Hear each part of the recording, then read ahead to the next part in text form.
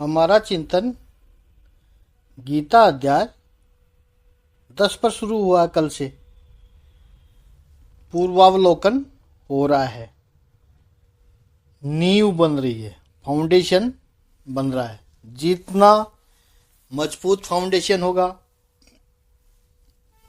चिंतन उतना ही गहन होगा, मजबूत होगा।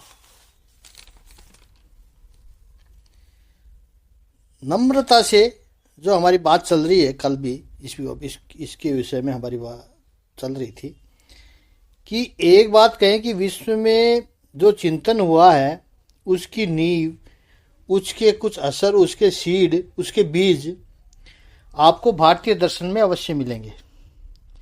विश्व का कोई भी विचारक हो, संभव है कि वो भारतीय चिंतन से इंस्पायर न हुआ हो, उसका अपना चिंतन हो, पॉसिबल है उसने भारत के बारे में कुछ जाना न हो, चाहे स्वतंत्र प्रज्ञा से उसको कोई विचार आया हो, लेकिन वो उस विचार के बीज आपको वेदों में, उपनिषदों में, अपने पुराणों में अवश्य मिलेंगे। यह महानता भारत की है। और यह भी कहना पड़ेगा कि केवल भारत में ऐसे विचार आए हैं, भारतीय मनीषा में, भारतीय प्रज्ञा से ही प्राप्त हुए हैं। वो विचार आपको विश्व में कहीं भी नहीं मिलेंगे। इसलिए इन विचारों को भारतीय सनातन वैदिक संस्कृति के ऋषियों की विलक्षणता के रूप में हम रखेंगे। जैसे योग है, और कहीं नहीं मिलेगा। अब तो पूछ गया, योगा बन गया हो, तो जो योग का कंट्रीब्यूशन है वो आपको विश्व में कहीं नहीं मिलेगा। पहली बात है ये। दूसरी बात, भगवान है, भगवान स्वीकार सबने किया है। अब अपनी अपनी श्रद्धा के अनुरूप भगवान के आकार दिया है, स्वरूप दिया है, पूजा पद्धति दी है, धर्म ग्रंथों का सृजन भी हुआ है, बहुत अच्छी बात है। लेकिन भगवान अवतार लेकर के आता है, हमारे सामने, हमारे बीच में, हमारे जैसा बनकर आता है, लीला करता है। वह बात समग्र विश्व में कहीं नहीं है। और हमारे यहाँ जो 24 अवतार है, और उसमें भी मुख्य 10 अवतार है, यह आपको विश्व में कहीं नहीं मिलेगा। द थ्योरी ऑफ इनकारनेशन, ईश्वर तत्व है, वो निर्गुण निरंजन निराकार तत्व है। समाज की आवश्यकता पड़ने पर सगुण साकार या निराकार रूप लेकर या कोई अन्य रूप लेकर हमारे बीच में, हमारे मध्य में आता है, अपने सामर्थ्य का दर्शन कराता है, अपने अनुग्रह का दर्शन कराता है। यह बात केवल और केवल सनातन वैदिक संस्कृति के ऋषियों का दर्शन है। और इस अवतारवाद को हमें समझना है। तीसरी बात भी है कि बहुदेववाद, अनेक ईश्वरवाद, वो हमारे यहाँ सनातन वैदिक धर्म में है, लेकिन उसको अधूरा समझ पाए हैं। हमें याद रखना कि परमात्मा का स्वरूप, परमात्मा तो एक ही है, उसका स्वरूप अलग अलग है। जिसकी श्रद्धा जिसमें हो, उस स्वरूप का वो पूजन कर ले। ये ना समझे कि सब अलग अलग भगवान है, बस यह पवित्र सोच है। हमें याद रखना है कि भगवान अलग अलग नहीं है, ईश्वर अनेक नहीं है, ईश्वर तो एक ही है। एक ईश्वर के अनंत रूप है। तो ये जो विविध स्वरूप है ईश्वर के, ये जो सनातन संस्कृति की जो विचारधारा है, वो विश्व में नहीं मिलेगी कहीं भी।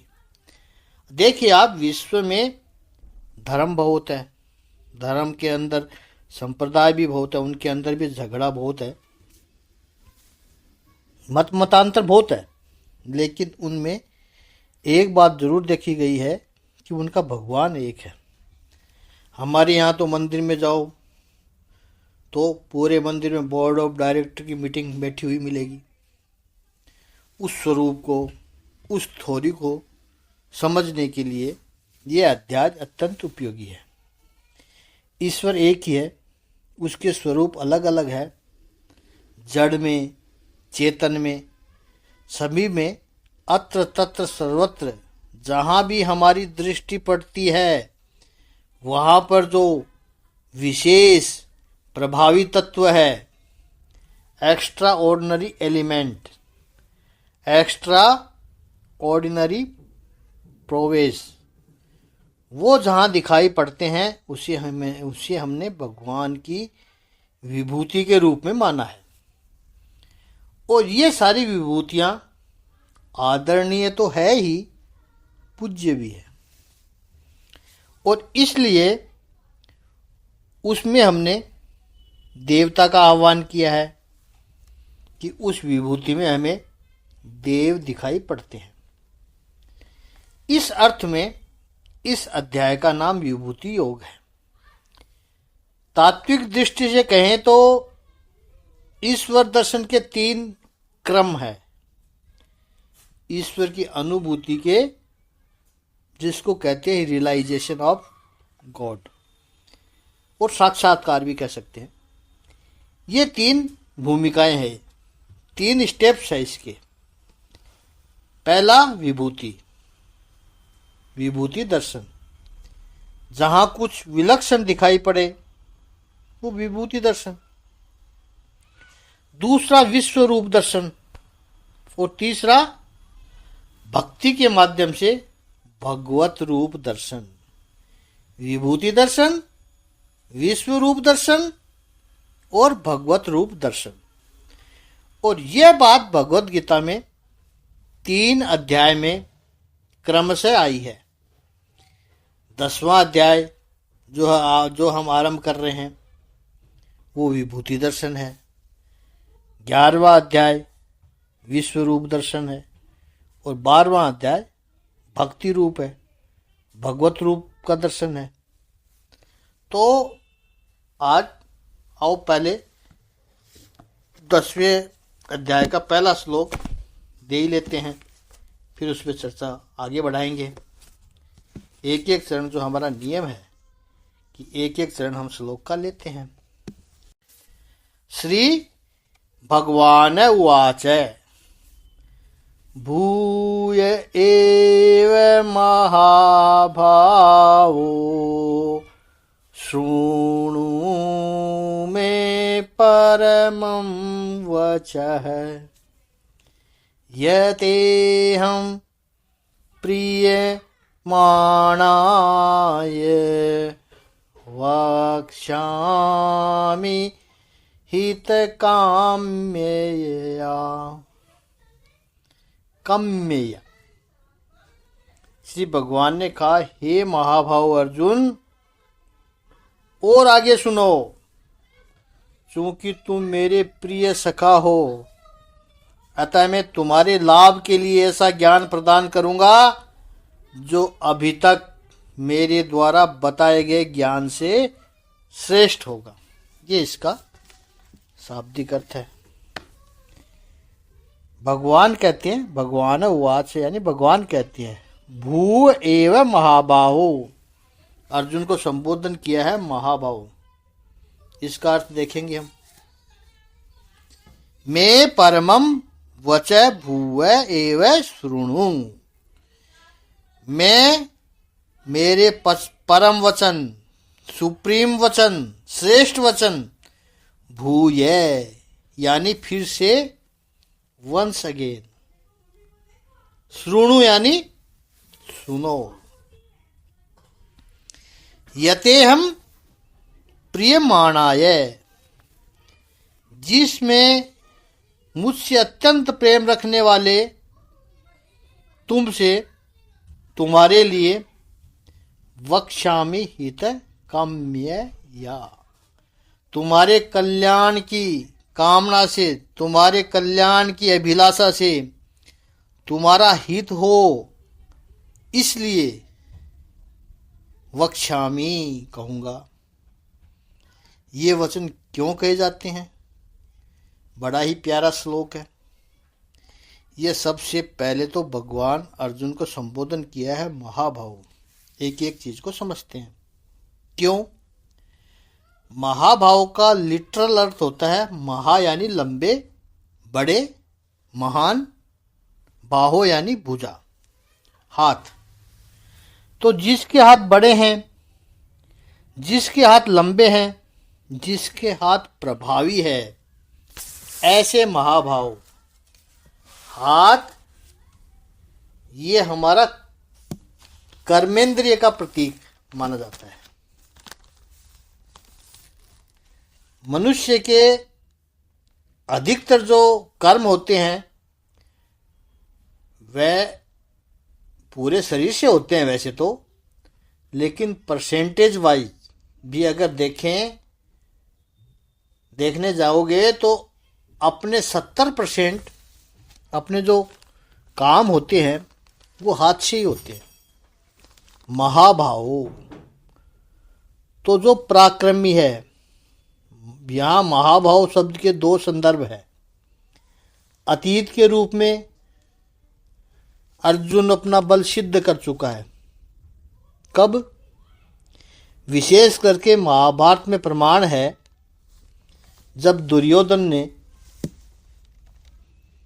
पांडवों को खांडवप्रस्थ की वीरान भूमि दी, वहाँ पर इंद्रप्रस्थ नगर की स्थापना करनी थी, तो उस समय भारत के राजाओं को हराना था, संपत्ति लानी थी, उन राजाओं को मनाना था कि पांडव भी राजा है। तो उसके लिए समग्र भारत में कई राजाओं के साथ युद्ध करके संपत्ति लेकर के अर्जुन आया था। वहां से उसको एक नाम मिला, महाभाव, वीर है ये। भगवान यहां कहना चाह रहे हैं कि फिर से महाभाव बन अर्जुन, क्योंकि अब तुम्हें महाभारत का युद्ध करना है, धर्म युद्ध करना है तेरे को, महाभाव बन के दिखाना है तुझे। भूय एव सुनो, मेरे से फिर से सुन। क्यों फिर से सुन? पहली बात, श्रेष्ठ बात बार बार सुनने से अभ्यास दृढ़ होता है, ये हम सबका मानना है। वो बातें हमारे मन में स्थिर होती है। मनुष्य का मन ऐसा है, if you know human psychology क्या है, या तो बार बार एक ही बार में बात में समझ में आ जाए कोई बात तो मन में स्थिर हो जाती है, लेकिन कई बार ऐसा होता है कि कोई बात उसके समझ में न आए और मन में स्थिर नहीं होती। तो ऐसी बात को मन में स्थिर करने के लिए उस बात को बार बार दोहराना पड़ता है। Mind is so receptive. एक ही बात जब बार बार कही जाए तो मन उसको स्वीकार कर लेता है। इसी के ऊपर पूरी मार्केटिंग एजेंसी और सारी इंडस्ट्रीज खड़ी है। इस सिद्धांत के अनुसार वे लोग अपनी प्रोजेक्ट बेचने के लिए मनुष्य के मन को मैनिपुलेट करते हैं। एक ही बात बार बार आपके माइंड के ऊपर वो प्रोजेक्ट किया जाए, इम्पोज किया जाए, तो फिर उस बात को स्वीकार कर लेता है मन। वो ब्रांड है, उनके लिए बार बार यह कहा जाए कि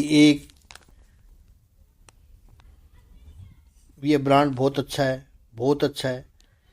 अब आपको तो पता नहीं है कि ये अच्छा है या नहीं है, उसकी टेक्नोलॉजी का भी आपको पता नहीं है, हमें कुछ पता नहीं है, लेकिन 10 बार 20 बार इसकी अच्छाई आपको बताई जाएगी, दिखाई जाएगी टीवी पर, रेडियो पर, जैसे भी, तो 21वीं बार लगेगा कि हाँ ये प्रोजेक्ट अच्छा है।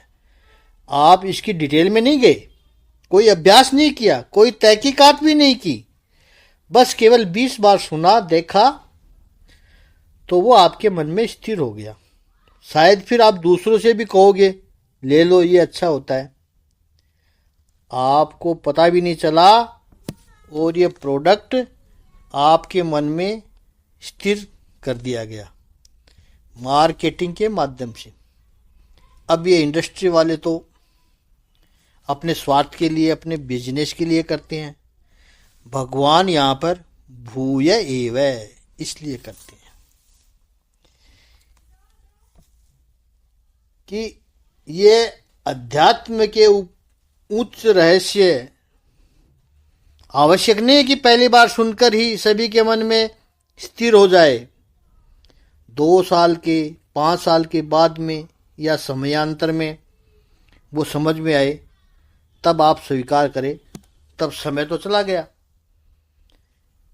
प्रिय माणाये, जो प्रिय है, भगवान सोचते हैं जो प्रिय है, अपना व्यक्ति है, उसके लिए वो समय जाए वो भी हम सहन नहीं कर सकते, क्योंकि हमारा प्रेम कहता है उसका इतना समय वो भी नहीं जाना चाहिए।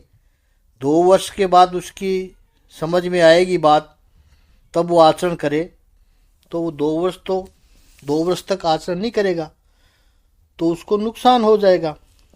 प्रेम इस नुकसान को सहन नहीं करता है, इसलिए प्रेम बार बार कहकर उस बात को उसके मन में स्थिर करना चाहता है। इस प्रेम की अनुभूति से, प्रेम की भूमिका से, करुणा, भगवान की करुणा से भगवान श्री कृष्ण अर्जुन को ये भूव एव सुना रहे हैं। इस पर और चिंतन कल करेंगे। ओम श्री आनंद कंद भगवान की जय। ओम श्री शांति स्वरूप भगवान की जय।